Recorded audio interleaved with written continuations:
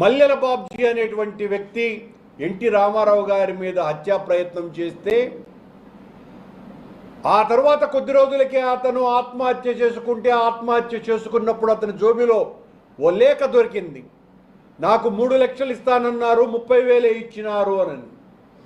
ఆ తర్వాత దాన్ని లోతైనటువంటి శోధన జరగనేలే. దాని వెనుక మీరున్నారు అనేటువంటి విషయం ఆ రోజున అందరూ కూడా కోడై కూసినారు. మా నాయకుడైనటువంటి వైఎస్ రాజారెడ్డి గారిని 1998లో కిరాతకంగా చంపినప్పుడు ఆ హంతకులకు మీరు నెల రోజుల పాటు మీ దగ్గరే ఆశ్రయం కల్పించిన ఏ ప్రయోజనము లేకుండా పోయింది. ఇంతగా మీరు ఆ రోజున 99-2004 మధ్యన కొన్ని వందల హత్యలు అనంతపురంలో జరిగితే ఒక్క కేసు కూడా నమోదు కాల. మీ హయాంలో రౌడీలు, గూండాలు, హంతకులు స్వైర విహారం చేసిన మీరు పట్టించుకోకుండా వాళ్ళందరూ కూడా సంఘ సేవకులు అని చెప్పగలిగేటువంటి సామర్థ్యం మీకున్నది. అది నిజమేనని నమ్మించేటువంటి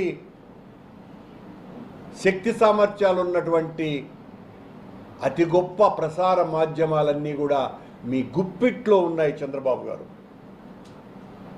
మీరు ఈరోజు మాట్లాడినటువంటి మాటలు ఎంత దారుణంగా,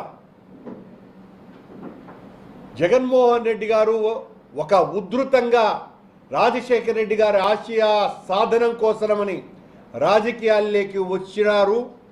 ఆయనను పసిగట్టినటువంటి మీరు త్రాచుపామై బుసకొట్టి సోనియా గాంధీతో కలిసి తప్పుడు కేసులు బనాయించి 1.5 సంవత్సరాల పాటు ఆయన్ను జైలుకు నెట్టగలిగినారు సిబిఐని వాడుకొని. ఈ 21 నెలల కాలంలో మీరు అధికారంలోకి వచ్చిన తర్వాత ఇప్పటికి దాదాపు 21 మంది వైఎస్ఆర్సీపీ నాయకులు, కార్యకర్తల్ని బలి తీసుకున్నది మీ ప్రభుత్వం. దాదాపు 700 మందికి పైగా హత్య గావింపబడ్డారు ఈ 1.5 సంవత్సరాల కాలంలో. మీరు ఈ రోజున పెద్ద పాఠాలు చెప్తున్నారు. వైఎస్ఆర్ కాంగ్రెస్ పార్టీ ఎంత నేరగ్రస్తమైనది, ఎంత నీచమైనది, మనం ఎలాంటి వాళ్లతో పోరాడుతున్నాం, మాకట సోషల్ మీడియా చాలా బలంగా అవుతాడ, మనం ఏదైనా మంచి చెప్పగానే దాన్ని విస్తృతంగా చెడ్డగా తీసుకువెళ్తున్నారు, సోషల్ మీడియాను అడ్డు పెట్టుకొని పరిశ్రమలు రాకుండా అడ్డుకుంటున్నారు, ఒకవేళ పరిశ్రమలు వస్తే అవి మేమే వాటిల్ని ప్రారంభించే ప్రయత్నం చేసినామని కూడా చెప్పుకుంటున్నారు వైసీపీ నాయకులు అని. మీ ఇష్టం వచ్చినట్టుగా మీరు చెప్పినటువంటి మాటలు ఈ రోజున ప్రమాణం చేసినటువంటి వాళ్ళందరూ కూడా మీలాగే ఇలాంటి దుష్ట ప్రయోగాలన్నీ కూడా వాడి వైఎస్ఆర్ కాంగ్రెస్ పార్టీ మీద, జగన్మోహన్ రెడ్డి గారి మీద, అదొక పార్టీనే కాదు, ఆ పార్టీలో ఉన్నటువంటి వాళ్లకు ఉచ్చనీచాలు తెలియవు, వాళ్ళు సంఘ విద్రోహులు అని ప్రచారం చేయాలా అన్నటువంటి ఒక స్ఫూర్తిని దిక్సూచిలాగా మీరు అందించినట్టుగా ఉంది తప్ప ఈ 2 సంవత్సరాల కాలంలో మీరు సూపర్ 6 హామీలు ఒక్కటి కూడా పూర్తిగా నెరవేర్చలేకుండా ప్రజలకు చేసినటువంటి ద్రోహం మీరు చెప్పాలా. స్వామి వారిని అడ్డు పెట్టుకొని రాజకీయాలు చేసి లడ్డు దగ్గర నుంచి పరకామణి వరకు అన్ని అబద్ధాలే ప్రచారం చేసి రాజకీయ ప్రయోజనం కోసమని భగవంతుణ్ణి వాడుకున్నాము మనము, అలాంటివి కూడా చెయ్యాల మనము అన్నటువంటి సందేశాన్ని కూడా మీరు ఇవ్వటం జరిగింది. మీరు అది మీ రాజకీయ నైజం. మీ స్వార్థం కోసమని మీరు భగవంతుణ్ణి కాదు కదా, ఎవరినైనా కూడా చివరకు అమ్మ, చెల్లి, ఎవరినైనా కూడా మీరు వాడుకునేటువంటి ప్రయత్నం చేస్తారు.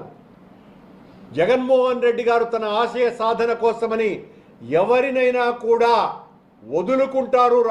రాజకీయ ప్రయోజనాల కోసమని కాకుండా ప్రజల ప్రయోజనాల కోసమని పనిచేసేటువంటి వ్యక్తి జగన్మోహన్ రెడ్డి గారైతే మీ స్వార్థం కోసం మీరేమి అత్యంత ప్రజాదరణ పొందినటువంటి నాయకుడు కాదు. ఇన్ని సంవత్సరాలుగా మీరు ముఖ్యమంత్రిగా ఉన్నప్పటికీ కూడా మీ మేనేజ్మెంట్ స్కిల్స్ ద్వారా మీరు పదే పదే అధికారంలోకి రాగలుగుతున్నారే తప్ప అత్యంత ప్రతిభావంతుడైన ప్రజాదరణ పొందినటువంటి రాజకీయ నాయకుడిగా మీరేనాడు కూడా గెలవల. ప్రతి ఎన్నికలప్పుడు మీరు చెప్తున్నటువంటి మభ్యపూరితమైన వాగ్దానాలు, మాటలు, వీటిల ద్వారా అధికారంలోకి వచ్చిన తర్వాత మీరు ఏ హామీలైతే ఇచ్చారో ఆ హామీలు ఒక్కటి కూడా నెరవేర్చకుండా పోతున్నందుకే మళ్ళీ రెండోసారి మీరు గెలిచేటువంటి అవకాశమే మీకు లేకుండా ప్రజలు తగిన రీతిలో బుద్ధి చెబుతున్నారు. షేర్ చేయండి, లైక్ చేయండి, సబ్స్క్రైబ్ చేయండి. మరిన్ని వీడియోల కోసం బెల్ సింబల్ పై క్లిక్ చేయండి.